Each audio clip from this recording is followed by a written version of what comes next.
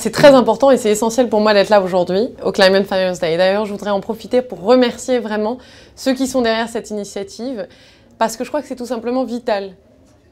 La transition écologique dans le monde, elle va nécessiter 32 000 milliards de dollars. Ce n'est pas les contribuables qui vont payer pour ça. Et cet argent-là, il existe. Il existe dans le monde, il est simplement au mauvais endroit. Et donc, notre objectif, et ce qu'on veut faire, c'est faire en sorte que cet argent-là, il soit redirigé de façon massive vers des projets qui sont bons pour la planète.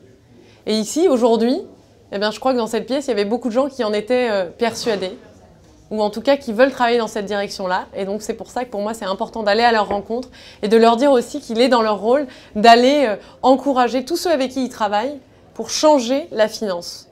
Le monde de la finance doit être un monde qui se met au service de la planète, de l'environnement et de la solidarité.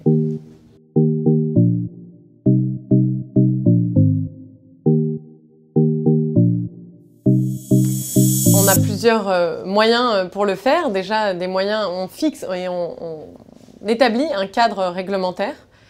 Et notamment, par exemple, on l'a vu avec l'article 173 de la loi de transition énergétique pour la croissance verte. Eh bien, cet article-là exige une certaine transparence sur les risques financiers. Et ce qu'on voudrait, ça, et on l'a porté au niveau européen, c'est que ça devienne quelque part commun, courant. Et donc on veut le porter à plus grande échelle. Mais c'est aussi la France, par son rôle de leadership en matière de finances vertes, par le biais par exemple du G7 ou d'autres instances internationales, qui doit travailler avec les autres pays étrangers pour demander aux banques, aux CEO, aux entreprises privées, aux ONG, de toutes, ensemble, agir et aller dans cette direction-là.